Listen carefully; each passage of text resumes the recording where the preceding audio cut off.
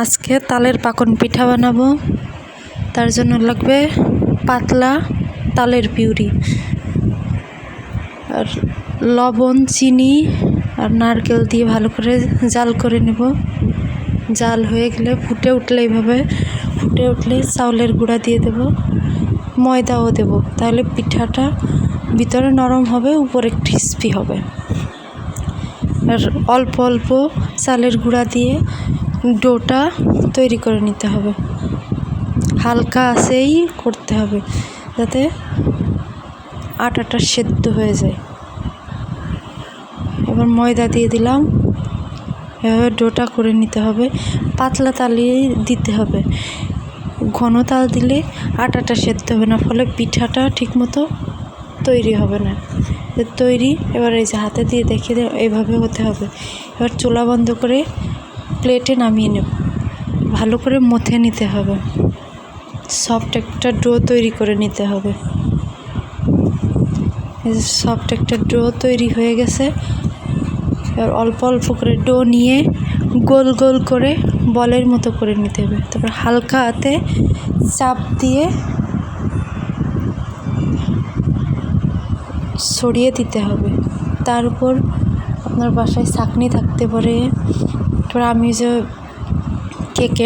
কেকগুলো strainer দিয়েই তৈরি করছি, দেখে বুঝে নিতে পারবেন। এই যে হাতে অল্প তেল লাগিয়ে নিতে হবে যাতে হাতে লেগে না যায়।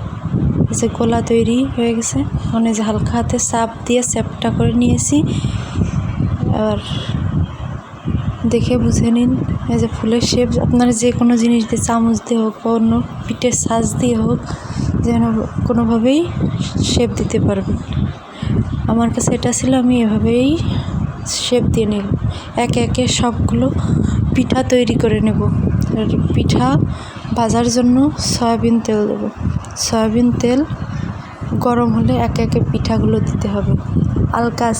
হালকা আঁচে ভাজতে হবে যাতে পিঠাগুলো মুসমুসে হয়, উপরে মুসমুসে হবে এবং মাঝে নরম থাকবে। আর আঁচ বাড়িয়ে দিলে পিঠাগুলো উপর থেকে তাড়াতাড়ি ভাজা হবে, ভিতরে কাঁচা থেকে যাবে। এজন্য হালকা আছে উল্টে পাল্টে লাল লাল করে ভেজে নিতে হবে। তাহলে সিজন থাকতে থাকতে একবার হলেও বাসায় তৈরি করে দেখবেন, বেশ মজার হয়। বাসায় তৈরি করলে কমেন্ট করে জানাতে ভুলবেন না। আমার ভিডিওটি ভালো লাগলে পেজটি ফলো করবেন, পাশে থাকা বেল আইকনটি প্রেস করে রাখবেন, লাইক কমেন্ট শেয়ার করবেন। আর ইউটিউব থেকে দেখলে সাবস্ক্রাইব করবেন, পাশে থাকা বেল আইকনটি প্রেস করে রাখবেন আরও নতুন নতুন ভিডিও পাওয়ার জন্য। এভাবেই সবাই ভালোবাসা দিবেন। এই যে বারবার উল্টে পাল্টে লাল লাল করে ভেজে নিতে হবে। পিঠাটা বেশ ভালোই লাগে, উপরে হলো ক্রিস্পি হয় আর ভিতরে হলো নরম নরম থাকে। একবার বানালেই বুঝতে পারবেন। এই যে বারবার উল্টে পাল্টে আমি ভেজে নিয়েছি, ভাজা প্রায় হয়ে এসেছে। আপনার ছেলে এইভাবে যার যেরকম পছন্দ মতো কালার করে তুলে নিতে পারেন। আমি আরেকটু ভেজে নেব, আরেকটু কালার হলে বেশ। এই যে হয়ে গেছে, এবার একে একে তুলে নেব।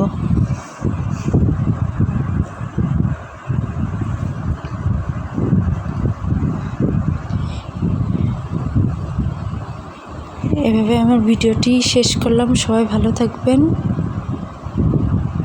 দেখে বুঝে নিন কেমন হয়েছে পিঠাটা, ভিতরে কিন্তু কাঁচা নাই। সবাই ভালো থাকবেন, আল্লাহ হাফেজ।